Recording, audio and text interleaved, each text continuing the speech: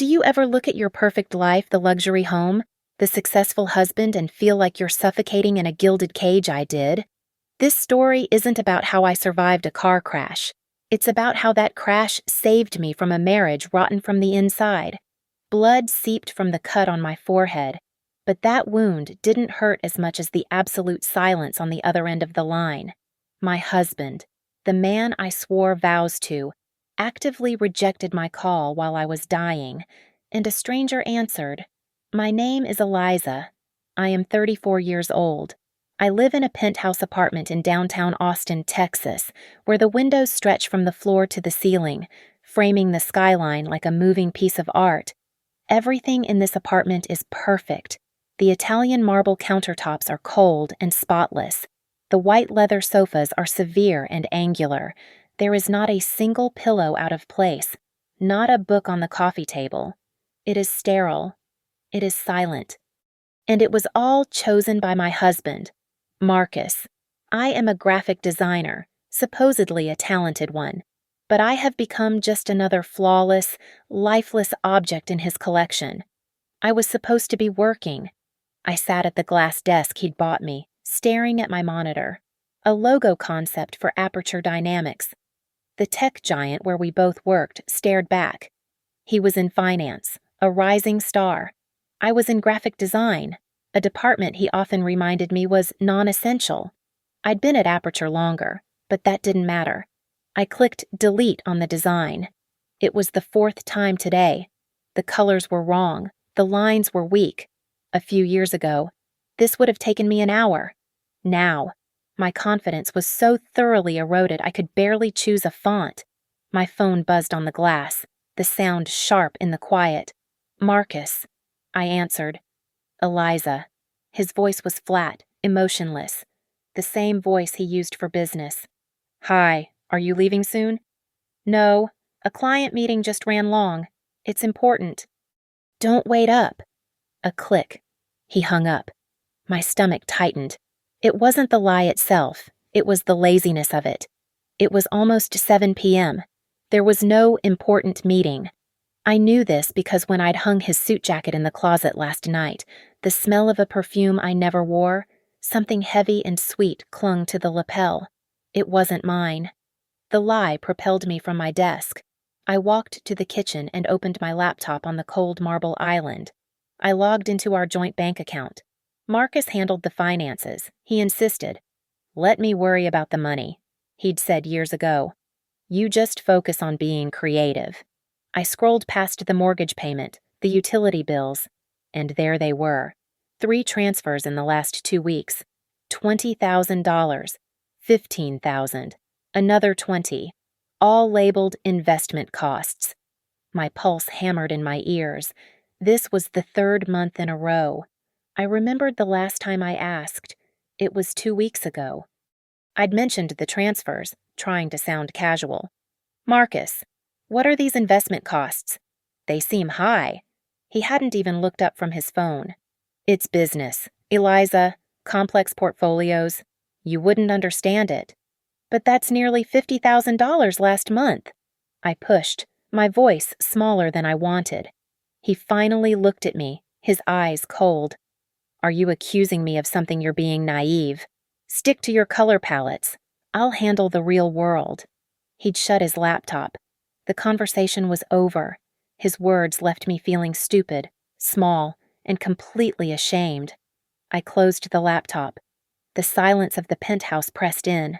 I realized, with a sudden, hollow ache, that I had no one to call.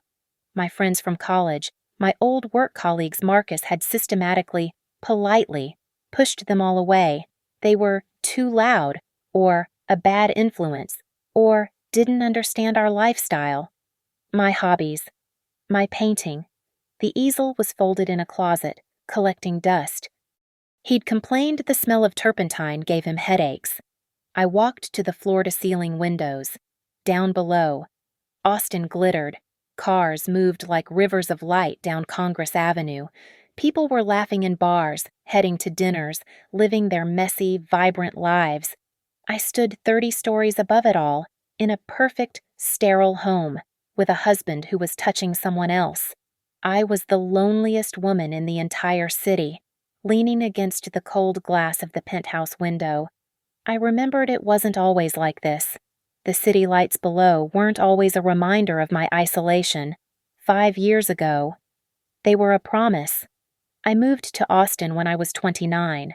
I arrived with 2 battered suitcases, a digital portfolio that had gotten me headhunted by Aperture Dynamics, and an ambition that felt as big and hot as the Texas sun. I was the talented young designer they had pursued, and I was ready to build an empire from scratch. I met Marcus at a company party. It was one of those loud, sprawling events on a downtown rooftop, the air thick with humidity, loud music, and the smell of expensive tequila. I was trying to talk business with another designer, feeling awkward in a dress I'd spent too much on. Then he was just there. Marcus Reed. He was already a name in the finance division. He moved with an easy, predatory confidence, his suit perfect, his smile dazzling. He didn't just join our conversation, he cut right through it, his eyes landing on me. "Eliza," he said, his voice cutting through the noise. "I saw your internal presentation on the new branding initiative. It was brilliant." I was stunned. "You're in finance. I make it my business to know who the real talent is at this company," he said. He wasn't looking at my body. He was looking directly into my eyes, and it felt like he was seeing my mind. "Most designers just make things pretty. You solve problems." It was intoxicating. The pursuit was immediate and overwhelming. It was a cinematic blur. He didn't just ask for my number. He already had it from the company directory. The next day, a bouquet of rare, deep purple orchids arrived at my desk. Then came the dinners.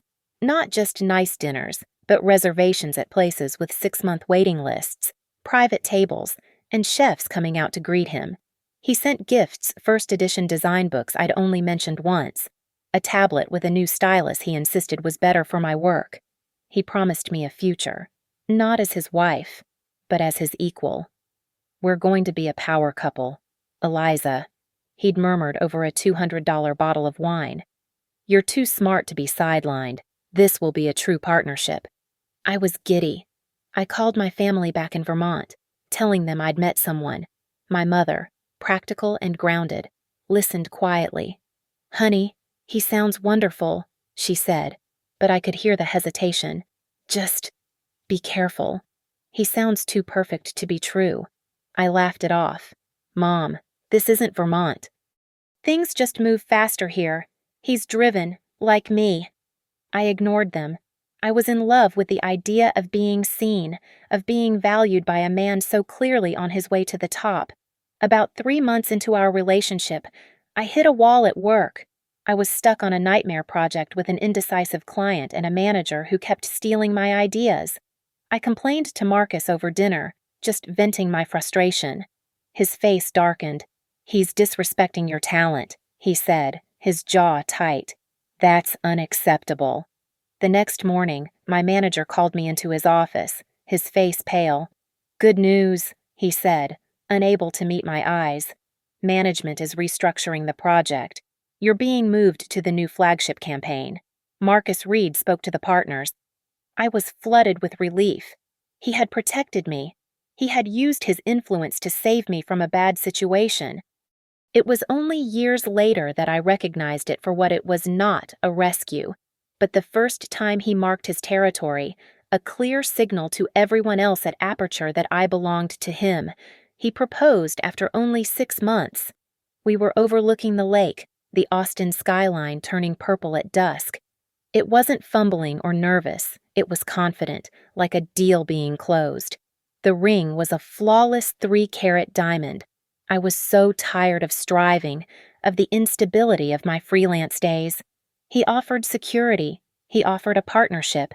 I craved that stability, so I said yes.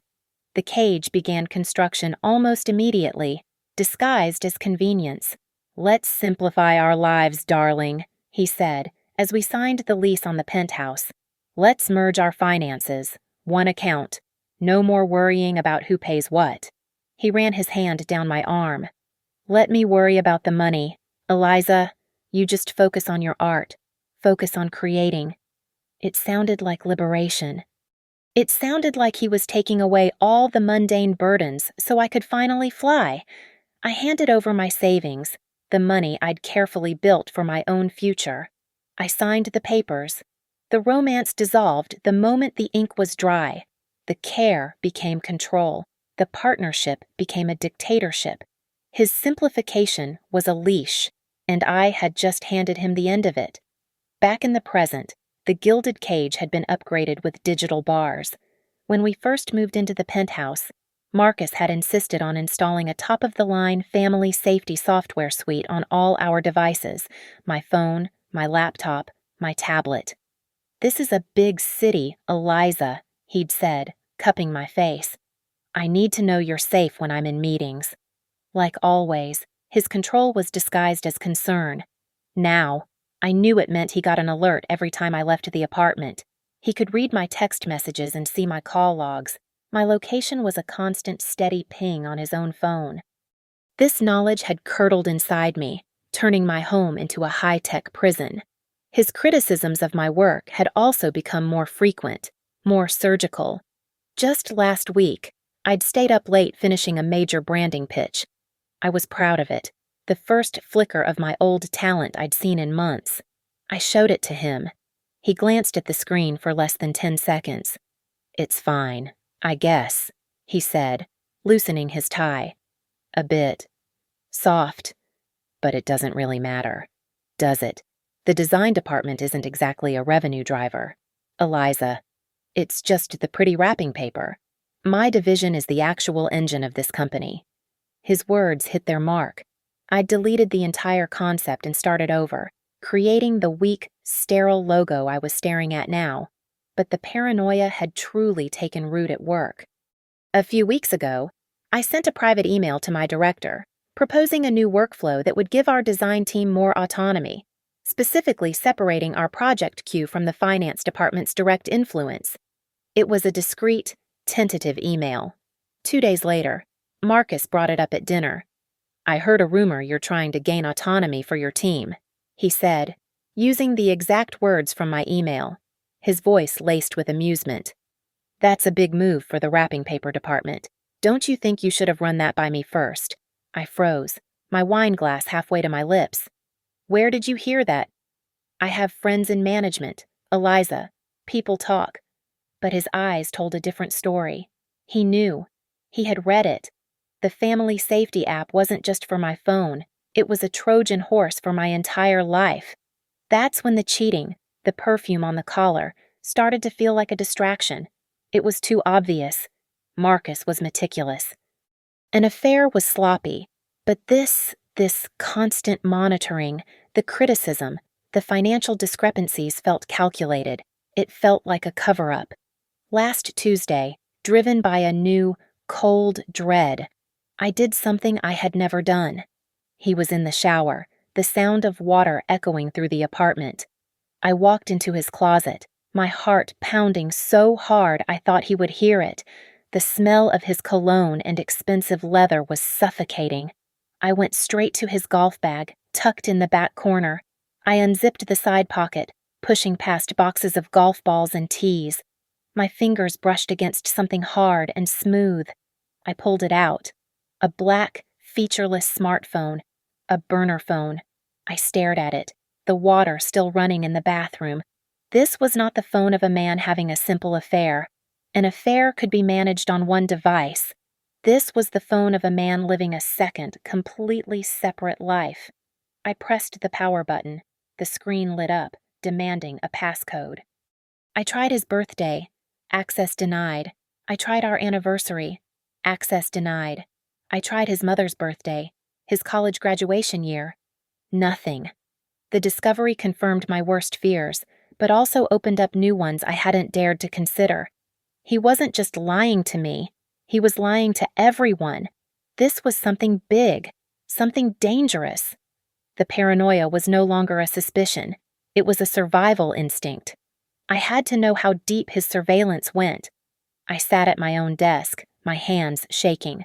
I put the burner phone back exactly as I'd found it. I waited until I heard the shower stop.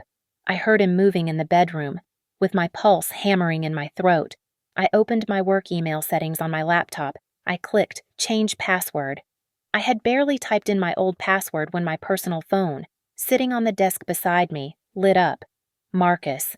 My blood turned to ice. I stared at the ringing phone. He was still in the bedroom, not even dressed yet. I answered, my voice a dry whisper. Hello. What are you doing? His voice was casual, but with a sharp, metallic edge I'd never heard before. What? What do you mean I'm just at my desk? My phone just got an IT alert. Said you're trying to change your work password. Is there a security issue I should know about? You know you're supposed to log those things through me. I looked at the change password screen. I looked at my phone. He wasn't asking. He was warning me. I realized the horrifying truth. I was being watched, 24 hours a day, 7 days a week. The IT alert was a lie. It was him. He saw every click, every keystroke. He wasn't just a controlling husband having an affair. He was hiding a crime, and I was his prisoner. The sky over Austin had torn open. It was not a gentle rain. It was a deluge, a solid wall of water that blurred the world beyond my windshield into an impressionist nightmare of neon and shadow. Visibility was effectively zero. Any sane person would have stayed home. I, however, was not sane. I was terrified. I had stayed at the office until well past 8 p.m., my door closed, pretending to refine a project I no longer cared about. I was hiding. The thought of returning to that sterile penthouse, to the silence and the cold marble, to the man who monitored my emails and tracked my location, made my stomach clench. The realization that I was a prisoner in my own life, a discovery confirmed by that impossible IT alert, was a colder, sharper fear than any storm. So I drove, my sedan crawling through the flooded streets. My knuckles were white, gripping the steering wheel. The wipers screeched, fighting a futile battle against the downpour. My mind was not on the road. It was miles away, back in his closet, fixed on the burner phone hidden in his golf bag. It was on the bank account, watching the impossible sums of money vanish. 20,000 here, 30,000 there, investment costs. The perfume on his collar, the late-night meetings. I knew now that was all a distraction. An affair was messy, but this was systematic. He was not just a cheating husband. He was a criminal, and I was trapped with him. I was on Lamar Boulevard. The usually bustling street was a ghost town, lights from the few open businesses bleeding into the wet asphalt. My heart hammered against my ribs, a frantic rhythm matching the wipers. Phone, money, lie, prison. I approached an intersection. The light was green, a hazy, welcoming beacon in the chaos. I eased my foot off the brake, my car rolling forward into the empty crossroads. I never saw the truck. I only heard it. A blast from an air horn, impossibly loud, impossibly close. I turned my head to the right. 2 headlights, high off the ground, punched through the curtain of rain. A massive, dark shape, a delivery truck moving impossibly fast, ignoring the red light that must have been shining for him. There was no time to accelerate, no time to scream. The impact was an explosion, a deafening, final roar of twisting metal. The world vanished in a concussion of sound and violence. The truck hit my passenger side, and my car simply ceased to be a car. It became a compressed ball of steel and aluminum. My head snapped sideways, slamming into the driver's side window with a sickening crack.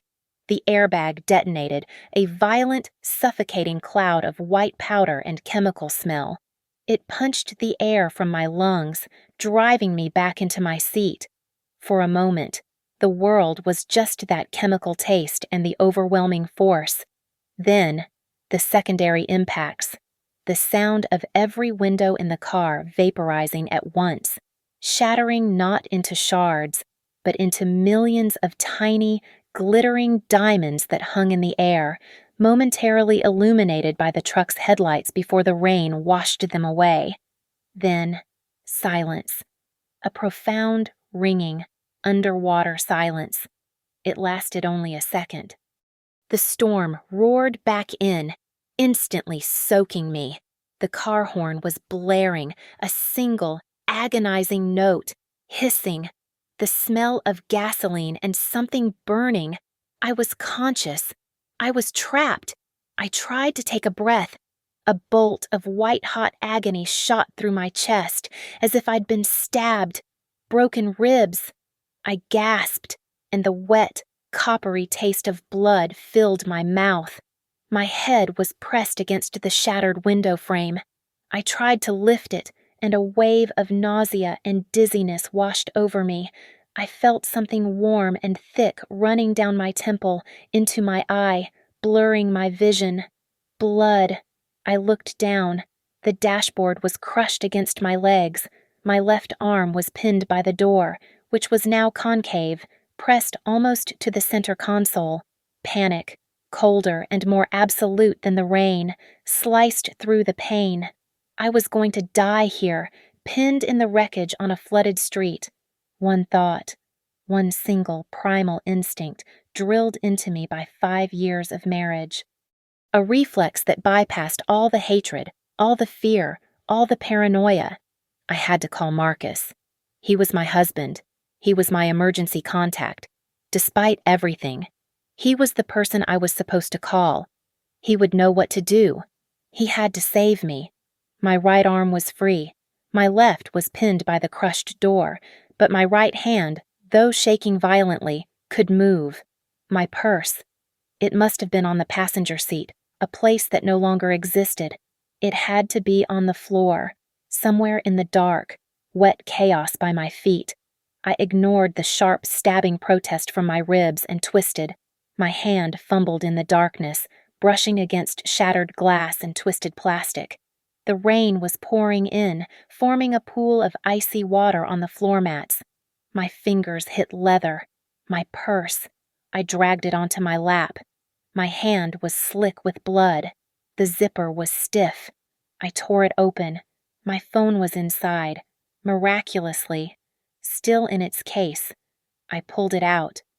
The screen was a spiderweb of fractures, a mosaic of broken glass, but when I pressed the side button, it lit up. It was alive. My thumb, trembling and wet, smeared blood across the unlocked screen. I finally got it open. My favorites list. His face was at the top. Marcus, that professional, smiling headshot from the company website. I pressed the call icon.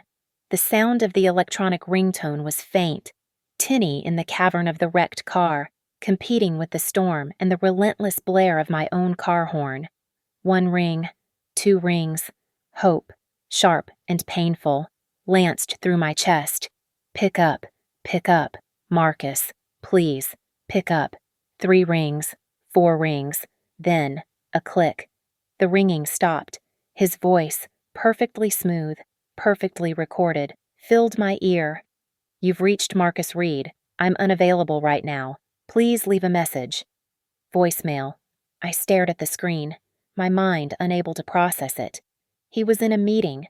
He was busy. He didn't hear it. That had to be it. I hit call back immediately. My blood was dripping onto the cracked glass, making it harder to see. 1 ring, 2 rings. Beep. The screen flashed call ended. It wasn't voicemail this time. It was a hard, final, electronic beep.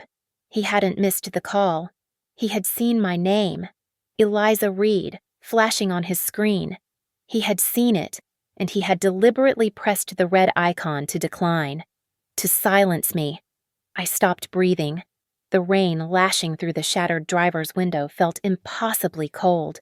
The twisted metal, the pain in my ribs, the blood running into my eye, it all faded. There was only this new, Arctic cold. He knew I was driving in this storm. He tracked my location. He knew I was on the road. He knew I would not call him twice at this hour unless it was a life-or-death emergency. And he had rejected me.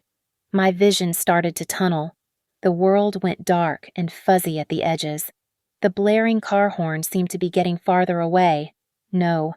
Stay awake. Eliza, stay awake. One last time. Rage, pure and hot, cut through the shock. Maybe he'd made a mistake. Maybe he thought it was a pocket dial. I hit call back again, my thumb pressing so hard against the broken glass I felt it cut into my skin. There was no ringing, not even one. It went straight to the automated greeting. "You've reached Marcus Reed." He had turned his phone off. The realization hit me with the force of the airbag. The betrayal was so total, so absolute. It eclipsed the physical agony. He wasn't in a meeting. He was with her. He was with the woman whose perfume I'd smelled on his jacket. He had seen my call, rejected it. I had called again, and he had powered his phone down. He had silenced me so I wouldn't interrupt their night. He was leaving me to die in a metal coffin on Lamar Boulevard, all to protect his affair. I was alone. He was not coming. The faint, animal instinct that he was still, somewhere beneath it all, my husband, my emergency contact, my partner, it died right there in the wreckage. Panic, cold and final, took over. I had to save myself. My fingers, numb and clumsy, swiped at the screen. I needed the keypad. I needed to call 911. My thumb jabbed at the dialer icon, but the cracked screen, slick with blood and rain, didn't register the touch. I tried again, pressing harder. My hand slipped. My thumb skidded across the bottom row of icons, accidentally hitting the contacts button. Because my phone was synchronized with Aperture Dynamics, it didn't open my personal list. It opened the entire company directory. A long list of names, thousands of them, flashed onto the screen. In my panicked, fading state, my hand spasmed. My thumb, trying to scroll up, hit one of them at random. A name I barely recognized. Someone from another floor, another division. The screen changed, calling Julian Vance. I tried to hit the red end button, my fingers fumbling. No, not him. I need 911. But it was too late. The phone was connecting. It connected on the first ring.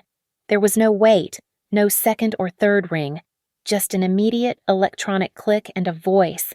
It was a man's voice, deep, steady, and utterly calm. Vance speaking. He sounded so professional, so awake, as if he had been sitting at his desk at 9 p.m. in the middle of a thunderstorm, just waiting for a call. I was suffocating. The words tore out of my throat in a broken, wet sob, a jumble of panic and blood. "I'm sorry. I don't know. I've been in an accident. A bad accident," I gasped, the pain in my ribs igniting. "I was trying to call my husband. I was trying to call Marcus Reed." There was a silence on the other end. It was not a long pause, maybe only a single second, but it was electric. The professional calm was gone. When he spoke again, his voice was sharp, focused, and laced with an urgency that sent a jolt of adrenaline through me. "Eliza, is this Eliza Reed?" My world stopped. He knew my name. I was a random employee in the design department. Who was he? I didn't know. "This is Julian Vance," he said, his voice clipped and fast. "I'm with Aperture Security and Compliance. Eliza, are you hurt?" "Yes. My car. I'm trapped," I whispered. "Okay. Listen to me. Is Marcus with you? Is Marcus Reed in the vehicle?" The question was so bizarre, so specific, it cut through my haze of pain. Why would he ask that? Not, "Are you alone?" but, "Is Marcus with you?" His tone wasn't just curious, it was loaded. It was an operational question. "No," I cried, the full force of the betrayal hitting me again. He wouldn't answer. He turned his phone off. Another fractional pause. "I know where you are," Julian Vance said, his voice suddenly stripped of all emotion, replaced by pure, cold efficiency. "Your company phone is pinging its location. You're on Lamar Boulevard, near the 12th Street intersection. I'm dispatching EMS to you right now. I'm also notifying Austin PD. I stared into the rain-soaked darkness. Your phone is pinging its location. The digital leash, the family safety software. It wasn't just Marcus. It was the whole company. They were all watching. The paranoia I'd felt in the penthouse wasn't paranoia at all. It was the simple, horrifying truth. But in this moment, that terrifying surveillance had just become my only hope of survival. Eliza, his voice snapped me back. Eliza, you cannot hang up. I need you to stay on the line with me. Can you do that? I think so, I managed, my teeth chattering. Good. Now, I need you to stay awake. The emergency responders are about 5 minutes out. Talk to me. What do you see? Dark, I whispered. It's dark. The rain. My car horn. It won't stop. That's good, he said, his voice a strange, steady anchor in the chaos. The horn helps them find you. Are you bleeding? My head. I think my ribs are broken. Okay, don't try to move. Do not move at all. Just keep talking. Tell me about the truck. It came out of nowhere. It ran the light. It was so fast. I understand. You're doing well, Eliza. Just keep focusing on my voice. Ignore the horn. Ignore the rain. Just listen to me. Help is coming. He kept talking. He asked me what project I was working on. He asked me how long I'd lived in Austin. Simple, grounding questions that demanded simple answers, forcing my fading consciousness to form words, to cling to the present. He was a lifeline, a calm, disembodied voice pulling me back from the dark, fuzzy edge. I was starting to slip, the pain and the cold merging into a heavy, sinking exhaustion. Eliza, stay with me. What do you hear? I listened, past the blare of the horn, past the hammering rain. A new sound, a thin, high-pitched wail, cutting through the storm, getting louder. Sirens, I whispered, my bloody fingers gripping the cracked phone. I hear sirens. That's them, Julian's voice said, and I could hear the first trace of relief. That's for you. They're almost there. You're not alone anymore. Just hold on. The first thing I registered was the smell, antiseptic, sharp and clean, mixed with the faint, sterile scent of bleach. The second was the sound, a rhythmic, steady beeping that seemed to be coming from somewhere just above my head. I opened my eyes. The light was fluorescent and dull, humming softly. I was not in my penthouse. I was in a room with pale green walls and a television bolted to the corner. I tried to sit up. A white-hot bolt of agony shot from my chest, stealing my breath. I gasped, falling back against the starchy pillows. Easy, Mrs.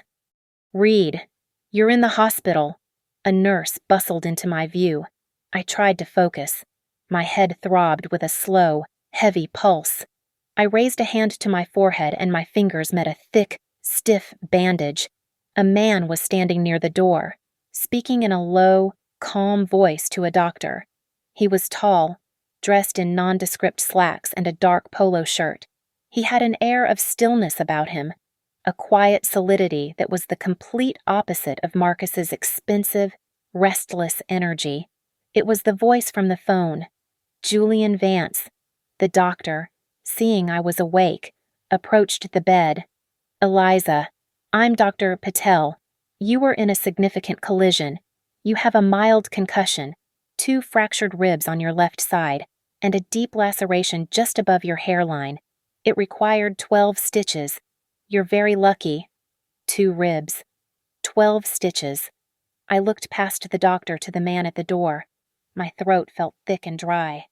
You're still here. Julian Vance gave a slight, formal nod. I wanted to wait until the doctor confirmed you were stable. He gestured vaguely. We've been trying to contact your husband. His phone is still switched off. Switched off. The words landed with a cold, Final thud. Not unanswered. Not missed. He had powered it down while his wife was trapped in a wreck. The nurse quietly checked the monitor and left the room, leaving the two of us in the quiet. The door burst open, slamming against the interior wall with a crash that made me jump, sending a fresh spike of pain through my ribs. Marcus stood in the doorway. He looked manic. His usually immaculate hair was a mess, as if he'd been raking his hands through it. His jaw was covered in stubble, and his expensive silk shirt was wrinkled, pulled from his pants on one side. He looked like a man who had been caught, not a man who was worried. His eyes swept the room, frantic. They didn't land on me. They didn't scan my body for bandages or check the IV in my arm. They locked instantly on Julian Vance. "Julian!" Marcus snarled, his voice a low growl of disbelief and fury. "What the hell are you doing here? Why are you in my wife's room?" Julian, to his credit, didn't even flinch. He stood perfectly still, a block of calm against Marcus's storm. "Good evening, Marcus," he said, his voice level. "Eliza was in a very serious accident tonight. She tried to call you, but you were unavailable." Marcus's face went pale. What? "She called me," Julian said simply. "I'm listed as her secondary emergency contact in the Aperture employee file. When you couldn't be reached, she contacted me." A flicker of pure, unadulterated panic flashed in Marcus's eyes. I saw the moment he remembered. I remembered it too. A vague, unimportant memory from maybe 6 months ago. Marcus, annoyed about some corporate red tape, muttering at his laptop. "Eliza, I'm adding Julian Vance as a work proxy authorization on your file," he'd said, not looking at me. "It's just a formality for the compliance department, so I can handle your authorizations. Sign this." He had done it himself, in his frantic efforts to control his digital world and cover his tracks. He had personally listed the man from security and compliance as my backup. He never dreamed I would actually call him. Marcus's head snapped toward me. He crossed the room in 2 strides, his face a mask of reptilian terror. He leaned over the bed, close enough that I could smell the faint, stale scent of alcohol and that other woman's perfume. He ignored the bandage on my head. He ignored the monitor beeping steadily beside me. "What did you do?" he hissed, his voice trembling with rage, his eyes wide. "You're hurt, and you called compliance. Are you trying to ruin me?" I stared up at him. The physical pain from my ribs and my head was nothing. It evaporated, replaced by an Arctic cold that flooded my entire body. He hadn't asked if I was okay. He hadn't asked if I was scared. He hadn't asked me what happened. The realization was as clean and sharp as a shard of glass. He was not worried for me. He was terrified of what I had said to Julian. He was terrified that his empire was crumbling. Not that his wife had almost died. The mask wasn't just cracked, it was gone. And the monster underneath was terrified. "What is going on in here?" A charge nurse, built like a linebacker and with an expression that tolerated nothing, stood in the doorway Marcus had left open. "Sir, your voice is elevated. This patient is in critical condition. You need to leave." "This is my wife!" Marcus yelled, his voice cracking with that same panicked fury. "And you are disturbing her recovery," the nurse said, her voice dropping to a command. "Out, now, or I will call security." Marcus looked from the nurse to Julian, and then back to me. His face was a warring mask of terror and indignation. He wanted to argue, to assert his authority, but the nurse took a step toward him, and he deflated. He knew he had lost control. He gave me one last look, not of concern, but of pure, venomous warning. Then he turned and stormed out of the room. The nurse huffed once, then looked at me with a flicker of sympathy. "I'll have someone post outside," she said softly. "You press that button if you need anything." She pulled the door almost closed, leaving a sliver of hallway light. The room returned to its steady beeping. The silence was heavy, charged, Julian had not moved. He stood by the door, his hands clasped loosely in front of him. He looked like a man who was used to waiting for storms to pass. "He's right to be scared," Julian said, his voice quiet, matter of fact. I turned my head on the pillow, the movement sending a dull throb through my temples. "What? What did you mean?" "Compliance." Julian took a small step into the room, as if testing the water. "Eliza, what I'm about to tell you cannot leave this room. I am here as a representative of Aperture's internal investigations, and as the person you called." He paused, clearly measuring his words. "Marcus is under intense internal investigation. Grave would be an appropriate word." I just stared at him, my mind thick with painkillers and confusion. "We've been tracking him for 9 months," Julian continued, his voice low and precise. "Marcus is suspected of embezzling company funds. We're not talking about padding an expense report. We're talking millions of dollars." The word hung in the air. Millions. "He's been creating fake client contracts," Julian said. "Shell companies. He authorizes payments for services rendered to these phantom clients, and the money is then wired to a series of offshore accounts. What you saw on your bank statements? The investment costs." My blood ran cold. $20,000, I whispered. $50,000. He told me. He said I was naive, that I didn't understand business.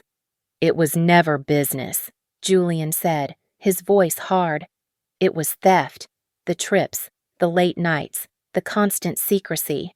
We believe he's been liquidating the funds, preparing to run." It all clicked into place, a horrifying, perfect mosaic. The pieces flew together, locking one by one. The surveillance software he installed on my phone, it wasn't just to control me as his wife. It was to monitor me as a potential threat, an internal liability who could expose him. The way he eroded my confidence, calling my work wrapping paper. It was to ensure I never felt smart enough or strong enough to question his complex portfolios. The affair wasn't the secret, it was the cover for the secret. A simple, sordid distraction to keep me looking in the wrong direction.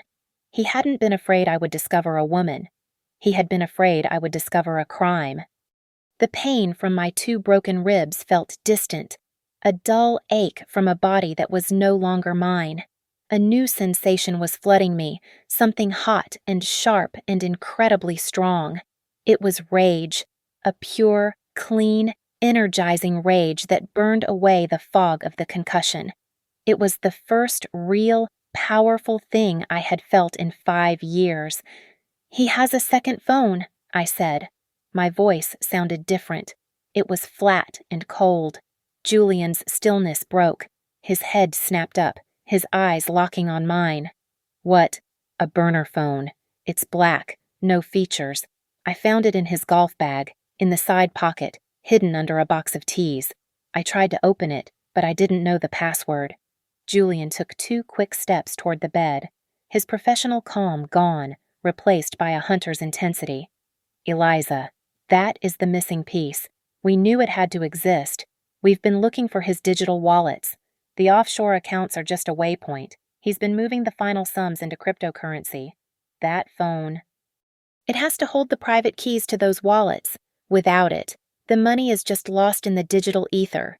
With it, we can prove everything." He was looking at me now, not as a patient, not as a victim, but as an asset, as an ally. "I can get it for you," I said. "Eliza, you're in a hospital bed." "I won't be here forever," I said, the coldness in my voice surprising me. "He'll take me home. He'll want me back in the penthouse where he can watch me. He'll be overconfident now. He thinks I'm just a stupid, broken wife.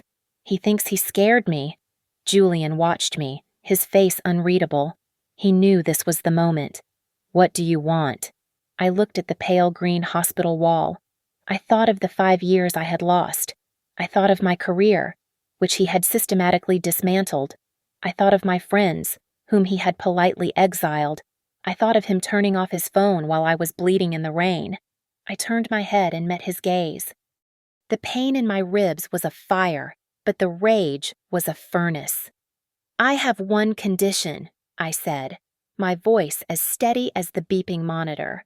"I want him to have nothing, not $1.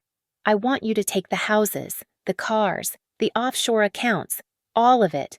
I want him left with absolutely nothing." "That's the goal of the investigation, Eliza," Julian said. "Restitution." "No," I said. "That's not all. I want him to know, when you arrest him, when you take him down, I want him to know that I was the one who did it." 2 days later, they discharged me. Marcus was the one who picked me up, playing the part of the doting, worried husband to perfection. He held my arm, his touch proprietary, as I limped out of the hospital entrance. The concussion left me dizzy, and every breath was a sharp, painful reminder of my 2 broken ribs, which were tightly bound.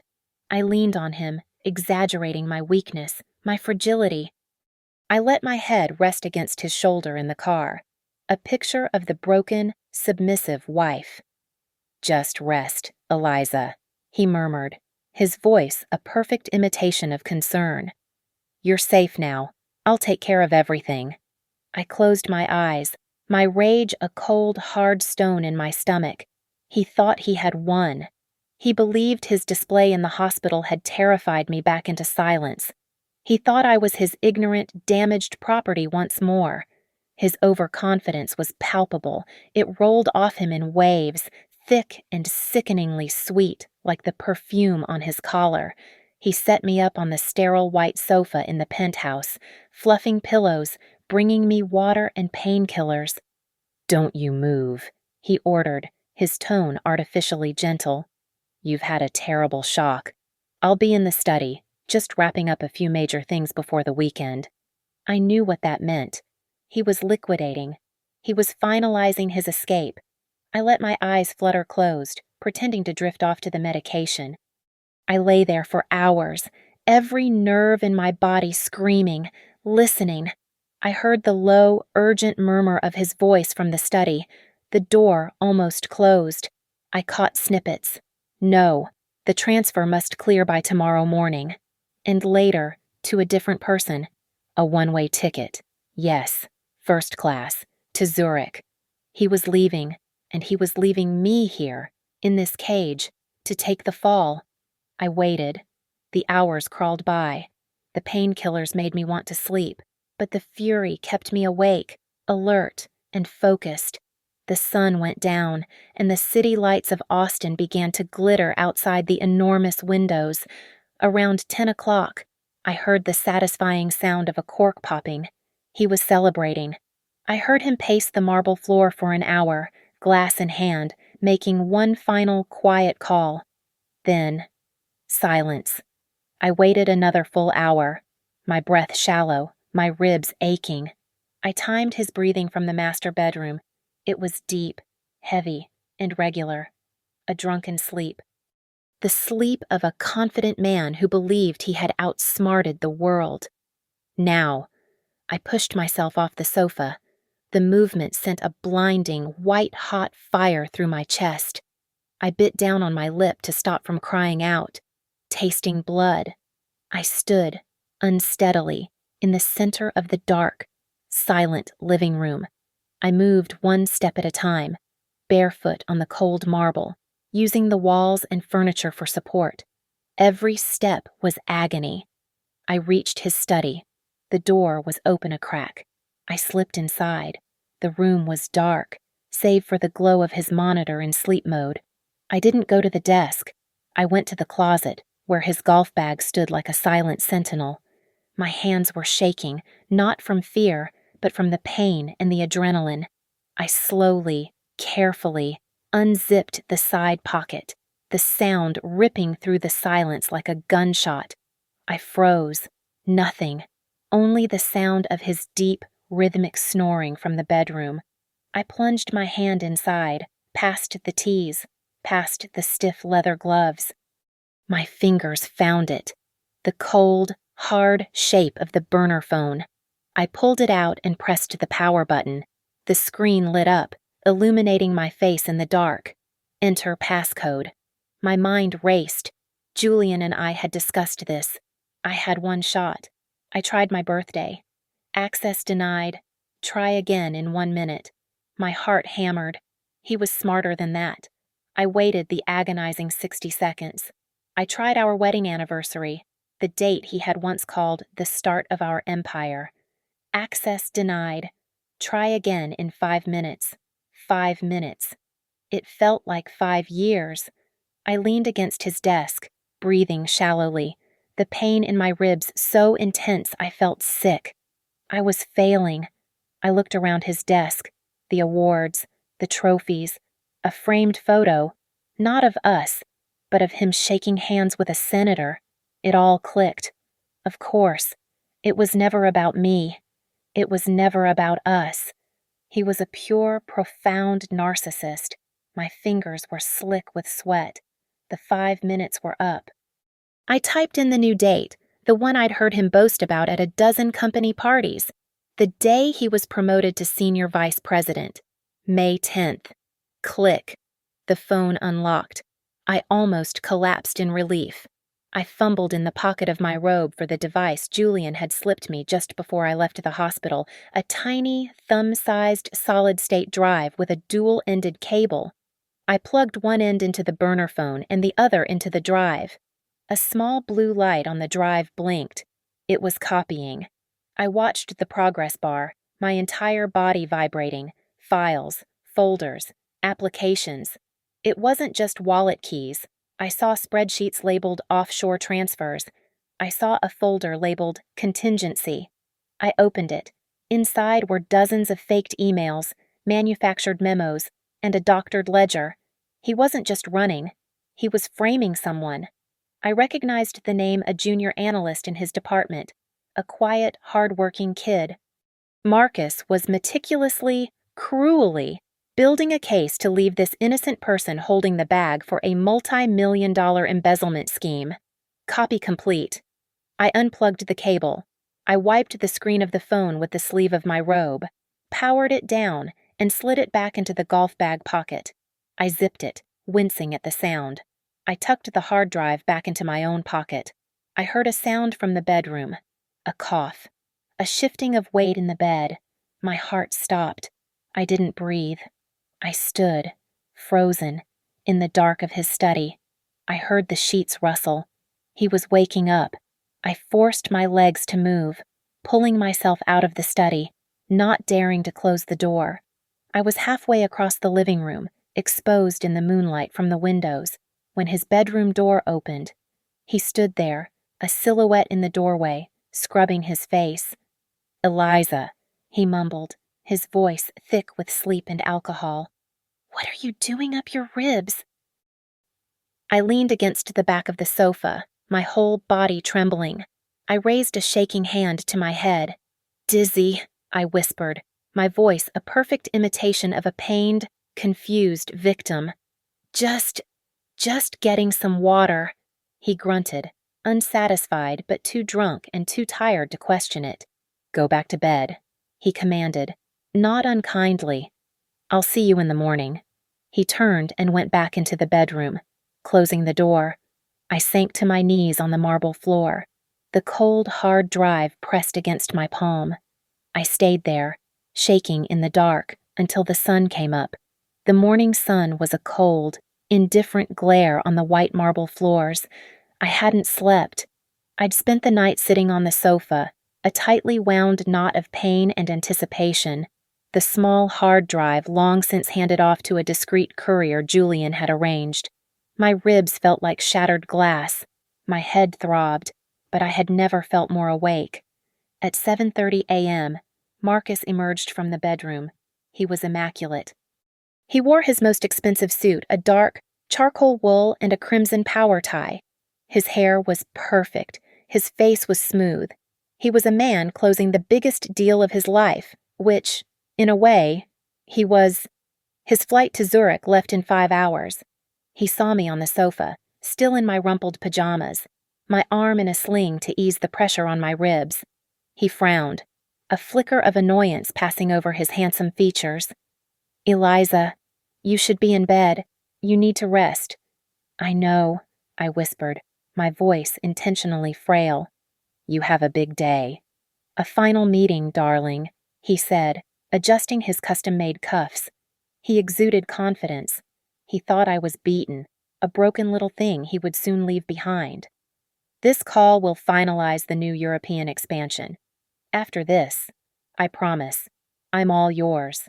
He kissed the top of my bandaged head, a cold, dry press of his lips, and walked into his study, closing the door firmly. I heard the faint, familiar chime of his video conference connecting. I waited. I counted to 60, twice. Then, I stood up. The pain was electric, a white-hot scream from my chest that made my vision blur. I bit down on my tongue, tasting copper, and forced myself to move. I went to the kitchen, poured a single cup of coffee, and walked to his study. I didn't knock.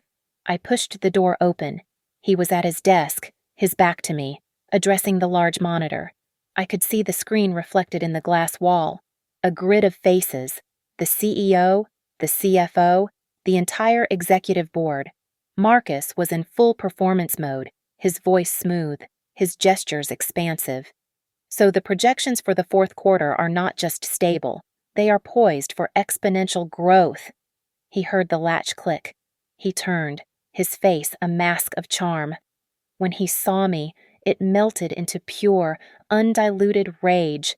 He jabbed the mute button on his console. "Are you insane?" he hissed, his voice a low, terrifying whisper. "Get out, I am in the most important meeting of my career. Get out." I leaned against the doorframe, letting the coffee cup tremble in my hand, playing the part of the confused, injured wife. "I'm so sorry, Marcus," I said, my voice just loud enough to be heard. I was worried you might be forgetting something for your trip." He froze. "What did you say?" "Just the little things, you know," I said, taking one agonizing step into the room. "Like, the wire transfers to those accounts in the Cayman Islands." The blood drained from his face. He went from red-faced fury to a waxy, pale gray in a single second. His mouth opened, but no sound came out. On the monitor, the grid of faces stared, confused by their muted, frozen executive. "Or," I continued, my voice gaining strength, "what about the files on your other phone? The black one, the one you keep in your golf bag?" I allowed myself a small, tight smile. "The one with the password that matches your promotion date, May 10th, I believe." Marcus's hand shot to his mouse, fumbling, trying to disconnect the call. He was too late. A new square lit up on the video call, the calm, steady face of Julian Vance. "Thank you for that confirmation, Marcus." Julian's voice boomed from the expensive speakers. The entire board turned, staring at the new arrival. Marcus looked at the screen, his eyes wide with animal terror. "We have the hard drive, Marcus," Julian said, his voice cold and clinical. "Eliza provided us with the full data dump this morning. The keys to the crypto wallets, the ledgers, the contingency files you built to frame your junior analyst, everything." Julian looked directly into the camera. "This meeting was not about the European expansion. This is a formal notification of your termination from Aperture Dynamics, for cause, effective immediately." As if scripted, the penthouse doorbell chimed. Marcus was a statue. He was trapped. I glanced at the security panel by the door, the one he used to watch me. I saw them. 2 uniformed officers from the Austin Police Department, and 2 men in dark suits who were definitely not. The doorbell rang again, longer this time. The sound broke his paralysis. He lunged, not for me, not for the phone, but for the private exit, the door that led to the service elevator and the garage. I was already there. I had moved while he was frozen, the agony in my ribs a bonfire. I stood in front of the door, blocking his escape. He skidded to a stop, his chest heaving, his perfect suit suddenly looking like a costume. "Eliza," he begged, his voice a wet, pathetic gasp. Get out of the way, please. You don't understand what you're doing. Oh, I think I do, I said. The knocking at the front door was loud now, insistent. I looked him dead in the eyes. All the pain of the last 5 years, all the humiliation, all the cold, lonely nights, hardening into one final, clean moment of clarity. You rejected my call. He actually whimpered. He made a small, animal sound of defeat and slumped, backing away as I walked to the front door and opened it. I stood in my pajamas and my bandages, and I watched them put my husband in handcuffs. I watched them read him his rights against the backdrop of his sterile, perfect penthouse. He never looked at me again. They led him away. I stood alone in the vast, silent room. For the first time, the silence wasn't empty. It was full. It was mine. I took a deep breath, wincing at the pull in my chest, and took out my phone. I dialed Julian. He answered on the first ring. Vance. It's done, I said. I heard him exhale, a long, slow breath. I know. I'm watching the feed. Eliza, you're going to need a lot of help. Lawyers, forensic accountants. I can make some recommendations. I cut him off, looking out the floor-to-ceiling window at the bright, clear Austin sky. No, I said, but thank you, Julian. I can handle it myself. I ended the call. I turned away from the view and looked at the cold, empty room.